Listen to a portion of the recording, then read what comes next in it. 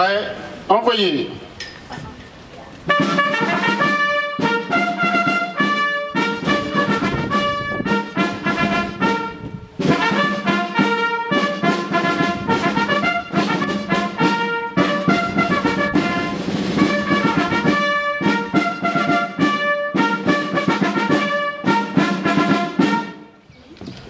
Préambule à l'ordre du jour numéro 9.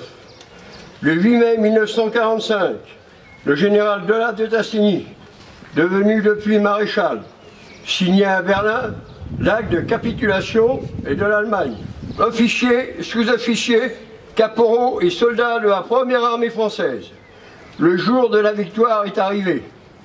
À Berlin, j'ai la fierté de signer au nom de la France, en votre nom, l'acte solennel de la capitulation de l'Allemagne, digne de la confiance de notre chef suprême, le général de Gaulle, libérateur de notre pays.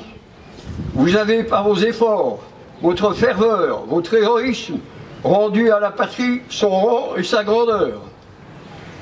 Fraternellement unis aux soldats de résistance, côte à côte avec nos camarades alliés, vous avez taillé en pièces l'ennemi, partout où vous l'avez rencontré. Vos drapeaux flottent au cœur de l'Allemagne. Vos victoires marquent les étapes de la résurrection française. De toute mon âme, je vous dis ma gratitude. Le 8 mai 1945, l'Allemagne capitulait devant les représentants des États-Unis, de la France, de la Grande-Bretagne et de l'Union des républiques socialistes soviétiques. La gigantesque entreprise nazie de régression, dont la découverte des camps de concentration et d'extermination était stoppée. Le nazisme et ses crimes furent mis au banc de l'humanité lors du procès de Nuremberg, qui se déroula du 14 novembre 1945 au 1er octobre 1946. Ce fut la victoire de ceux qui avaient combattu au nom de la liberté des peuples et des nations, à qui nous rendons hommage aujourd'hui avec un profond respect. Comme dans toutes les communes de France, nous sommes rassemblés pour à la fois commémorer la libération de la France et la fin de la Seconde Guerre mondiale, honorer par la pensée le recueillement, nos morts, nos héros, nos résistants et nos soldats. Tant d'éléments sont en jeu dans la libération de notre pays, le débarquement américain en Normandie, l'action des forces de la résistance à travers tout le pays, le concours de l'armée britannique, l'action de l'armée française d'Afrique du Nord, passée du bon côté depuis la fin 1942, et l'effort prodigieux de l'armée rouge, l'éblouissante division Leclerc, et par-dessus tout, bien sûr, le rôle exceptionnel du général de Gaulle. On ne se relève pas indemne d'une guerre totale, même quand on a fini par la gagner avec ses alliés. La vieille Europe en est sortie laminée, comme d'un affrontement suicidaire. Le flambeau de l'histoire qu'elle tenait depuis plus de 2000 ans lui avait échappé, par ses seules fautes.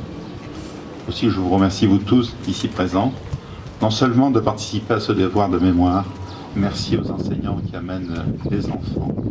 Si à l'école on n'apprend pas ce qu'est l'histoire de France, quand l'apprendra-t-on? Merci, c'est une ardente obligation qui s'impose à nous tous. Merci aussi de réfléchir à ce qu'est devenu la place de l'Europe dans le monde et celle de la France en Europe. Et surtout, merci de vous recueillir en pensant à tous ceux venus de l'Est ou de l'Ouest, du Pacifique et de l'Afrique, qui sont morts pour que nous puissions vivre libres. Aujourd'hui, la France est rassemblée pour commémorer la fin de la Deuxième Guerre mondiale en Europe. 69 ans après la capitulation des armées nazies, nous pensons à tous nos libérateurs, aux combattants en uniforme, opérant sur les champs de bataille en 1940 comme en 1944, aux forces françaises libres, constituées auprès du général de Gaulle pour poursuivre le combat, aux résistants engagés contre l'occupant, opérant dans l'ombre, aux alliés, venus parfois du bout du monde, exprimer leur fidélité aux valeurs universelles de paix, de liberté et de fraternité. En ce 70e anniversaire de l'année 1944, la République rend un hommage solennel à tous ces combattants artisans de la libération.